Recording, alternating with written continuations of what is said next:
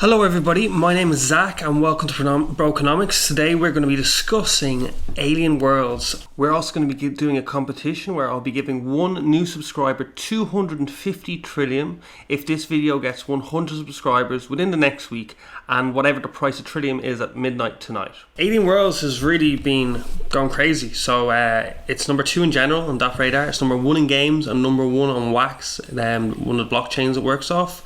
There's 740,000 users, which is down about 25%, so that's quite a bit actually. Transactions, 420 million transactions in the last 30 days, which is incredible. I think Axie Infinity is doing like 1 billion, so like that just gives you an idea of where Alien Worlds is.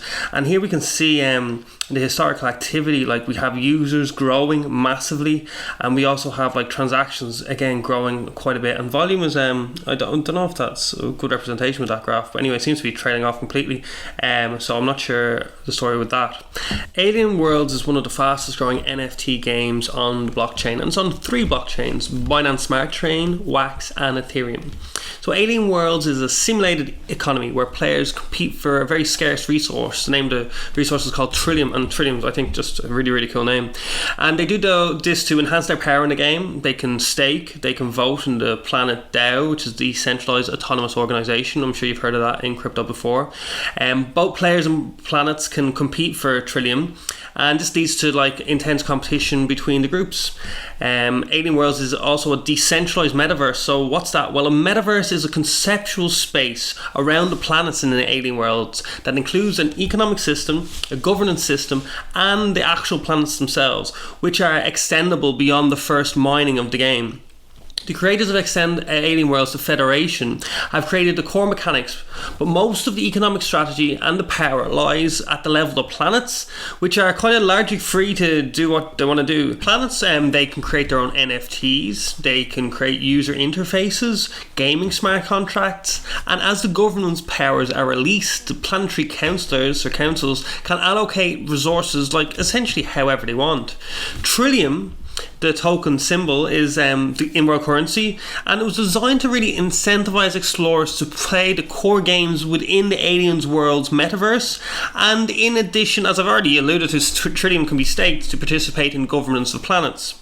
So some of the uses of Trilium: they can be staked to vote. Trilium can be used to acquire NFTs. The Federation, and also if they choose individual planets, can charge Trilium for gameplay like fighting in game. Trilium is also required to participate in nebula events, whereby users can obtain legendary and mythical items. And Trilium fees can goes to the treasury, and a proportion or in fact all of them could be burned. And Trilium is also required to participate in quests. So going further, like as I said, Trilium is on 3 blockchains: Ethereum, Wax and Binance. So the users can store Trilium on either chain. So like, Ethereum fees are crazy at the moment, so you just obviously use Binance if you wanted to move it about. And it's subject to people's preferences. So planets then within the metaverse are decentralized autonomous organizations, right? I've explained that a little bit earlier on, which receive daily Trilium from the central metaverse smart contracts. Explorers engage through like mining, acquiring and renting land, voting for planetary governments, and this impacts Trilium and NFT payouts and other strategic actions which are likely to proliferate over time as planets offer their own games, create them, and then create new NFTs. Explorers then can accumulate and use rare and unique NFTs in their quest to earn more of the native token in the game, Trilium, and then they can grow their influence. So the more planets that are created, this is intended to do so in a manner that is sustainable and doesn't really penalize existing planets. And then planets are the means by which blockchain communities can onboard others to Alien Worlds, because there's more planets to create and more stuff on said planets, and then they get their own token and offer games and services in the ecosystem and then trade the NFTs. So you can kind of see how they're making a metaverse within each planet. So this is just giving you a conceptual idea of how the three blockchains interact, with Binance Smart Chain in the top left dealing with smart contracts and NFTs mainly, Wax blockchain doing the majority of the heavy lifting with a lot of the in-world smart contracts like the Federation, the Alien Worlds, and the mining and the shining of particular resources. And then we have the Ethereum again doing TLM token, the vesting contracts. And then on the peripheral we have things like the GraphQL, which indexes general chain data. And then we have like the API, the web server, and things like that. And I'm just going to pass you on to Ian next, who's going to break down the tokenomics. So first thing to do if you're looking at a token, particularly in the gaming sector as well, is to check out what the actual utility of it is. You know, it's not the same as buying a share in a company. It doesn't entitle you necessarily to a share in the profits, and in all likelihood probably doesn't.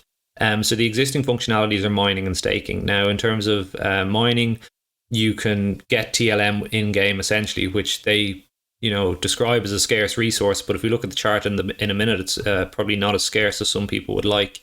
And then there's the Planet DAO voting, where you can stake your TLM to different planets and earn essentially interest on them in that way. And this also allows you voting rights as well. If we go up to the token distribution, the key point here is that there's two charts. One is, you know, initial token supply at listing, and the other one takes account of this, which is the participation rewards of 50%. Now, I'm not going to go through all these, you know, I mean, you guys can read, and you can go to the site if you want. I'll link it below. It's not really the key point I'm trying to make here. The key point is that if you look at this chart, you will look down to 2025, and you will see that only just over 60% of these tokens are in circulation at this point.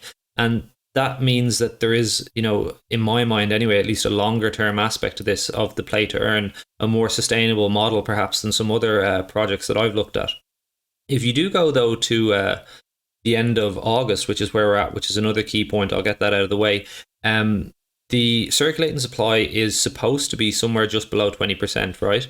And it's interesting that if you look at it on CoinMarketCap, and they get their data presumably from Alien Worlds and their TLM resources for this, that 272 million out of just under 3 billion fully diluted market cap is in circulation at this stage, which is just over 9%. So how does this relate to it? Well, perhaps it's something to do with their model for the sustainability of the token. They looked at this kind of, you know, relatively sharp, I guess, release schedule at the start, and said, okay, this is what we plan to do. But then they realized if we release all those tokens that quickly, maybe the team agreed to hold some back, maybe other parties said, you know, we can't have this token being worth so little, and if we release that supply into the market, the token will go down so far that nobody, particularly, you know, in the kind of countries that are playing these games, which I think is a fantastic aspect of it, that it gives people in places like, you know, Venezuela with an extremely unstable currency, or the Philippines, to actually earn more than the average wage by gaming.